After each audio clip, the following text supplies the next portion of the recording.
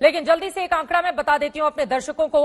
आज मुख्यमंत्री जी की ओर से कहा गया है कि अपराध पर 23वें मामले में है बिहार, लेकिन यहां पर 3 बड़े मामलों में एनसीआरबी के जो 2019 के आंकड़े हैं वो दर्शक जान ले। बिहार हत्या के मामले में दूसरे नंबर पर, किडनैपिंग के मामले में तीसरे नंबर पर और रेप के मामले में 16वें नंबर पर है। ऐसे में तेजस्वी यादव, आपसे मेरा सवाल यह है, नीतीश कुमार को इतना गुस्सा क्यों आता है? देखिए चित्रा जी, ये कोई पहली बार नहीं है। जब भी इनकी नाकामियों को गिनाया जाए या सही सवाल पूछे जाएं या जब भी पत्रकार उनसे सवाल पूछते हैं तो इनका साफ तौर पे यही कहना होता है, और आपने अभी रिकॉर्डिंग में भी, उनके वीडियो में भी देखा होगा, अनुपयुक्त सवाल है। मतलब कोई पत्रकार अगर सवाल पूछो या तो उनको ज्ञान नहीं रहता, या हम लोग विधानसभा में सवाल पूछे तो उनको ज्ञान नहीं रहता। ऐसा लगता है कि सारा ज्ञान का भंडार या सारा ज्ञान जो है नीतीश कुमार जी के पास रहता है। ये जो रुपेश सिंह हत्याकांड जो हुआ, जहां दिन दहाड़े राजधानी में उनको 15 राउंड गोलियां चली, जिसमें कि 6 गोलियां उनको लगी, ये कोई पहली घटना नहीं है। हर 2-3 घंटे पर बिहार में हत्या, बलात्कार, लूट, अपहरण जैसे वारदात होते रहे हैं। लेकिन कभी भी आप देखिएगा, पहले भी खेमका मर्डर केस में कोई अब तक जो है किसी की गिरफ्तारी नहीं हुई, वो केस नहीं सॉल्व हुआ। अभी कुछ दिन पहले गुप्ता मर्डर केस में, उसमें भी कोई जो है मर्डर केस हुआ, उसका भी कोई समाधान नहीं निकला। मधुबनी की जो घटना है, जहां एक गूंगी बहरी जो बालिका थी उसके साथ गैंगरेप किया गया और गैंगरेप करने के बाद उसकी आंखें निकाल ली गई। मुजफ्फरपुर में जो घटना हुई, दिन दहाड़े उसके घर में जाकर के रेप किया गया और जिंदा जला दिया गया और उसका शव जो है आज बरामद हुआ है। तो ऐसी कई सैकड़ों अनगिनत घटनाएं हैं जहां बिहार पुलिस जो है किसी केस को सॉल्व नहीं कर पा रही और अपराधियों का पूरी तरीके से आप कह सकते हैं तांडव पूरे बिहार में मचा हुआ है। बिहार के लोग सहमे हुए हैं, डरे हुए हैं कि घर से बाहर निकले कि ना निकले। अब तो घर में ही अपराधी जो है घुस करके गोली मार रहे हैं, रेप कर रहे हैं, हत्या कर रहे हैं। तो नीतीश कुमार जी लगातार, आप देखे होंगे, चाहे मुजफ्फरपुर में चमकी बुखार का मामला हो या बाढ़ का मामला हो, तो जल जमाव पटना में जो हुआ उसमें भी देखा होगा कि किस प्रकार से पत्रकारों पर उन्होंने चिल्लाने का काम किया। लगातार 16 साल से नीतीश कुमार जी बिहार के मुख्यमंत्री हैं और होम डिपार्टमेंट जो है, गृह डिपार्टमेंट जो है, उनके पास लगातार रहा है। तो ये जाहिर तौर पे उनकी जवाबदेही है कि अगर कोई खामियां हैं, अगर लॉ एंड ऑर्डर अपराध, जैसे आपने एनसीआरबी के आंकड़े गिनाए कि हत्या और रेप जैसे मामलों में दूसरे तीसरे नंबर पे अगर बिहार है, तो आप समझ सकती हैं कि सवाल किससे पूछेगा आदमी। सवाल तो सिस्टम से पूछेगा। मुख्यमंत्री से पूछने पे वो बोलते कि आप तो बड़े ज्ञानी हैं, वो बोलते ये अनुपयुक्त सवाल है, वो कहेंगे कि भाई आप किसी एक पार्टी से जुड़े हुए हैं। तो इस तरह के जो सवाल जो लगातार जो है नीतीश कुमार जी से पूछा जा रहा है, लेकिन कोई समाधान नहीं मिला। लेकिन वो बात तो क्या है कि 2005 के पहले के जंगल राज की याद दिला रहे हैं। उनका ये कहना है और उनकी पार्टी का ये मानना है कि दरअसल 2005 के पहले जो जंगल राज था उसी का खामियाजा भुगत रहा है बिहार आज। अब मोहनजोदाड़ो या हड़प्पा सिविलाइजेशन में क्या हुआ, अब उसकी बात करेंगे क्या लोग? आप 16 साल से हैं, 16 साल से आपके पास गृह मंत्रालय है, आप बताएं, जवाबदेही आपकी बनती है कि लगातार अपराध क्यों बढ़ रहे हैं। आपसे सवाल पूछा जाता है तो आप जो है गुस्सा करते हैं, लोगों के ही ज्ञान पे सवाल उठाने लगते हैं, अनुपयुक्त बताने लगते हैं और समाधान भी पूछ रहे हैं पत्रकारों से कि आप बताइए, आप जानते हैं कि अपराधी कौन है। तो पुलिस महकमा क्या कर रहा है? डीजीपी फोन नहीं उठाते हैं, एसपी फोन नहीं उठाते हैं। तो आखिर कोई ना कोई समाधान तो इसका निकलना चाहिए। और लगातार जो अपराध बढ़ रहा है, ये तो मैं कहना चाहता हूं, ये डबल इंजन की सरकार है। चुनाव के समय भी आदरणीय प्रधानमंत्री जी ने क्या क्या जंगल राज की जिक्र की। हम तो पूछना चाहते हैं, अब जो महाजंगल राज है दूसरे तीसरे स्थान पे एनसीआरबी का आंकड़ा बता रहा है हत्या बलात्कार के मामले में, तो इस महाजंगल राज का महाराजा कौन है? और उन्होंने एक साफ तौर पे प्रधानमंत्री जी ने भी कहा था कि बेटा बैठा हुआ है दिल्ली में, आज जब बेटे की जरूरत है तो आज कहां है ये लोग?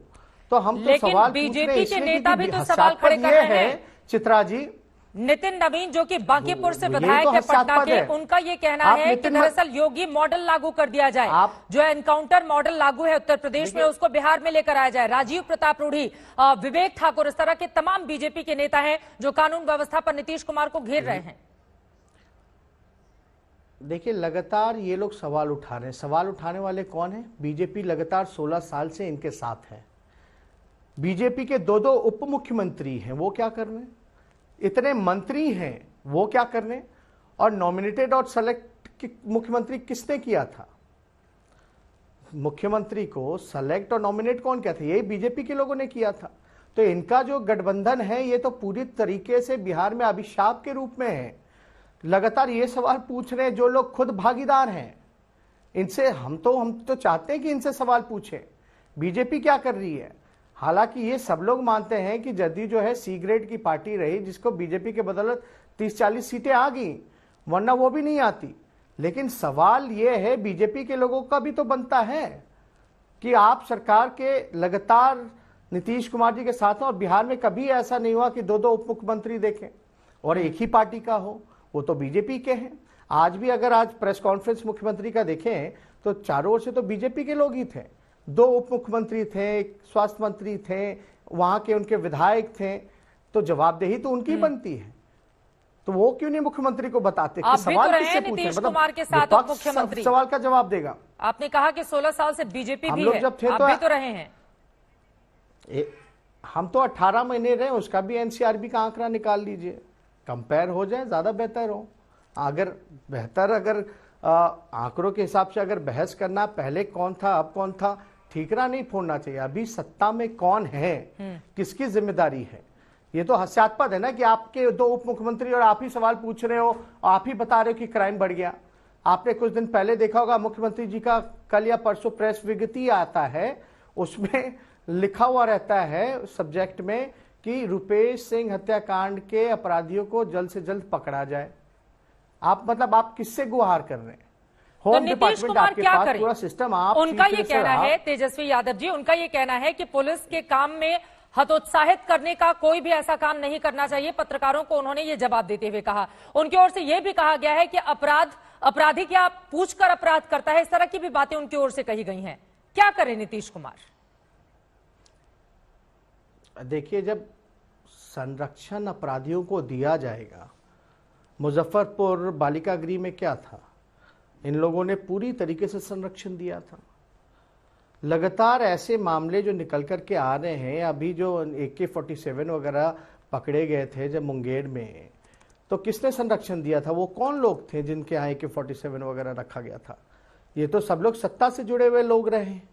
आखिर क्यों बार बार लगातार मामलों को दबाने का प्रयास किया जाता? गोपालगंज में क्या हुआ था आपको भी पता, ट्रिपल मर्डर केस में कौन थे? उन्हीं के विधायक थे, उनको आज तक जो है पकड़ा नहीं है बिहार पुलिस ने, बचाने का काम करती है। तो आप जब अपराधियों को संरक्षण देने लगिएगा तो अपराधियों में भय कहां रहेगा? और ये पुलिस को कहते हैं कि पत्रकार अगर सवाल पूछे तो डिमोरलाइज हो रहे हैं पुलिस, उनके आत्मविश्वास पे सवाल उठा रहे हैं लोग। तो हम तो ये कहना चाहते हैं, जब आप जैसे लोग अब सत्ता में रह के अपराधियों को संरक्षण दोगे तो पुलिस का क्या हाल हो जाता है? आजकल तो पुलिस का एनकाउंटर हो रहा है, पहले अपराधियों का एनकाउंटर होता था, आजकल तो थानेदारों का एनकाउंटर हो जा रहा है। तो ये सवाल देखिए लगातार हम लोग पूछते रहे हैं और अब तो हद हो गई। जो 1.5 महीने का बजट सत्र जो आता है, इतने ज्वलंत मुद्दे हैं बिहार के पास, कोरोना काल है, अब ये चाहते हैं कि 1.5 महीने का जो परंपरागत ट्रेडिशनल वे में जो सत्र चलता था उसको कम कर दिया जाए, उसको जो है 2-3 दिन में ही निपटा दिया जाए। तो अगर जनप्रतिनिधि या हमें जो प्लेटफॉर्म मिलता है, जो डेमोक्रेसी में कॉन्स्टिट्यूशन के हिसाब से जो राइट है कि सदन इतना लंबा चलना चाहिए, वो ऐसा तो क्यों आप करना जो है चाहेंगे? सदन को आप खत्म करना चाहते हैं। पहला सवाल। और दूसरा सवाल रुपेश हत्याकांड से जुड़ा हुआ, क्योंकि आप सरकार की पुलिस पर सवाल उठा रहे हैं, नीतीश कुमार को लेकर सवाल खड़े कर रहे हैं। अगला सवाल मेरा यह है, क्या पूरे मामले को सीबीआई को सौंप देना चाहिए? देखिए, पहला सवाल वो क्यों ऐसा कर रहे हैं, क्योंकि उनके पास कोई जवाब नहीं है। सदन में पिछले बार भी आपने देखा था, सदन में भी किस प्रकार से हमारे सवाल जो उठाए गए थे उस पर बौखलाहट, झंझलाहट, सब जुझलाहट, सारी चीजें निकल करके आई थी। उनके पास कोई भी, यहाँ इतनी बड़ी समस्या बिहार में है, लगातार हम लोग पिछड़े राज्य हैं और पीछे होते जा रहे हैं, कोई विकास का काम नहीं है, इनके पास पैसा नहीं है, रेवेन्यू कुछ नहीं आ रहा, लॉ एंड ऑर्डर बद से बदतर है, इसलिए इनके पास कोई सवाल का जवाब नहीं है देना। और हम पहले दिन से ही चुनाव में भी ये कहते थे मुख्यमंत्री थके हुए हैं, इनसे अब बिहार संभल नहीं रहा, जो कि अब सामने आ रहा है। जहां तक सीबीआई जांच की मांग है, आप समझ सकते हैं कि रुपेश सिंह के जो बेटे हैं वो मात्र 4 साल के हैं। उनसे जब सवाल पूछा गया तो उन्होंने कहा नहीं, बिहार पुलिस पे हमको भरोसा नहीं है, सीबीआई जांच होनी चाहिए। तो आप समझ सकते हैं, जहां 4 साल का बेटा उनका कह रहा कि सीबीआई जांच होनी चाहिए, तो क्या माहौल होगा पूरे बिहार में कि कोई विश्वास बिहार पुलिस पे नहीं कर पा रहा है। तो ये आप अंदाजा लगा सकते हैं। आप भी चाहते हैं हम लोग सीबीआई तो पूरे चाहते मामले हैं की जांच करे? निष्पक्ष जांच हो, अपराधी, देखिए जांच होनी चाहिए, इसकी सीबीआई जांच हो, और उससे बड़ी कोई जांच भी नहीं। हम तो चाहते हैं कि भाई अच्छे तरीके से, ईमानदारी से निष्पक्ष जांच हो, ताकि अपराधी जल्द से जल्द पकड़े जाएं। लेकिन जो इकबाल जो होता है मुख्यमंत्री का, वो पूरी तरीके से खत्म हो चुका है। अब मैं आगे बढ़ते हुए, अगर उनका इनकी कोई इकबाल नहीं सुनता। तेजस्वी यादव जी खत्म हो चला है, अगर मुख्यमंत्री जी बिल्कुल थके हुए हैं, किसी काम के नहीं है, तो सवाल मेरा ये है, फिर आरजेडी की ओर से क्यों बार बार ये कहा जाता है कि मुख्यमंत्री की कुर्सी तेजस्वी यादव को दे दीजिए, 2024 में प्रधानमंत्री के लिए आरजेडी समर्थन करेगी? आपके ही नेताओं की ओर से इस तरह के बयान क्यों आते हैं फिर? देखिए, कोई कौन क्या बोलता है, लेकिन पार्टी का ऑफिशियल बयान ये नहीं रहा है। आप हमारा भी बयान अगर आप सुनेंगे तो हमने हर एक प्लेटफॉर्म पे, या लास्ट टाइम जब भी इस मामले में हमने उत्तर दिया था, तो हमने साफ तौर पे बोला था जिसके खिलाफ मैंडेट है, जो तीसरी नंबर की पार्टी है, जिसका नीति नहीं, जिसका सिद्धांत नहीं, कोई विचारधारा नहीं, उससे ये सवाल ही पूछना गलत है कि हम लेंगे कि नहीं लेंगे। यानी कोई मतलब ही नहीं है कि उनके समर्थन का हम करें, वो उनका समर्थन ले या ना ले। ये तो बात ही, ये प्रश्न ही गलत है। हम पूरी तरीके से अपना जो महागठबंधन था, चुनाव के बीच गए थे, उस दौरान भी हमने कहा था, उस समय भी लोग कयास लगा रहे थे कि भाई अगर बाद में पोस्ट पोल अलायंस का ज्यादा जिक्र कर रहा था, पोस्ट पोल अलायंस में क्या होगा, तो उस समय भी हमने साफ तौर पे इनकार किया था। तो कोई सवाल पैदा नहीं होता। हम लोग बस इतना चाहते हैं कि ये जो माहौल पूरे बिहार में जो बनता जा रहा है, बच्चियों पर अपराध बढ़ता जा रहा है, दिन दहाड़े लूट, हत्या, अपहरण, डॉक्टरों की अपहरण हो रहा है, उनसे फिरौती मांगी जा रही है, व्यवसायिकों को खुलेआम धमकी दी जा रही है, मार दिया जा रहा है। तो इस तरह के सिचुएशन में मुख्यमंत्री, जिसके पास एक अहम मंत्रालय गृह विभाग है, अगर नहीं संभल रहा तो आप किसी और को दे दीजिए। आपने पनिश किसको किया? अगर इसी तरीके से अपराध बढ़ते जाएंगे, कोई केस सॉल्व नहीं होगा, तो आप क्या कार्रवाई कर रहे हैं? कोई कठोर कार्रवाई तो नजर आना चाहिए। नीतीश कुमार से बिहार नहीं संभल रहा है, और इसके पीछे आप बार बार वही बातें कह रहे हैं कि वो बिल्कुल थक गए। नहीं चित्रा जी, ये मेरे को नहीं, ये पूरे बिहार के लोग और बीजेपी के लोग का भी यही कहना है ना। आज बीजेपी के लोग अगर लॉ एंड ऑर्डर पे अगर सवाल उठा रहे हैं, तो उनका कहने का मतलब यही है कि नीतीश कुमार से बिहार नहीं संभल रहा। जब उन्हीं के अलायंस पार्टनर जो बड़े भाई के रूप में हैं, जो बड़े भाई ने छोटे भाई को बना करके बैठाया है, तो ये सवाल तो उनके लिए भी है। तो मतलब आप क्या चाहते हैं? सवाल बड़ा भाई तो बड़े वही भाई पूछ के रहे रूप में ना, आ जाए, पूरा बड़े भाई को बड़े भाई वाली कुर्सी मिल जाए। नहीं, हम कुछ नहीं चाहते। ये लोग तो चोर दरवाजे से आए हैं, लेकिन अब आ गए हैं तो कम से कम कुछ बिहार का भला करें। डबल इंजन की सरकार है, कौन सा ऐसा काम हो रहा है? और हमने तो पहले ही कहा, ये गठबंधन जो है 16 साल से जो नीतीश कुमार जी और बीजेपी का चल रही है, बिहार के लिए अभिशाप के रूप में है। कोई काम नहीं हो रहा। बिहार को स्पेशल राज्य का दर्जा नहीं मिल रहा, पटना सेंट्रल यूनिवर्सिटी को सेंट्रल का दर्जा नहीं मिल रहा, आप विशेष पैकेज की बात कर लीजिए, तो कहां कौन सा ऐसा काम हो रहा है? आप आयुष्मान योजना के तहत फंड की बात कर लीजिए, तो कोई काम तो हो ही नहीं रहा, सारा रुका अगर हुआ है। कोई काम नहीं हो रहा है, फिर मेरा अगला सवाल, कांग्रेस के साथ मिलकर आपने चुनाव लड़ा, उन्हीं के विधानमंडल दल के नेता हैं अजीत शर्मा, उनको विकास पुरुष नजर आ रहा है नीतीश कुमार में।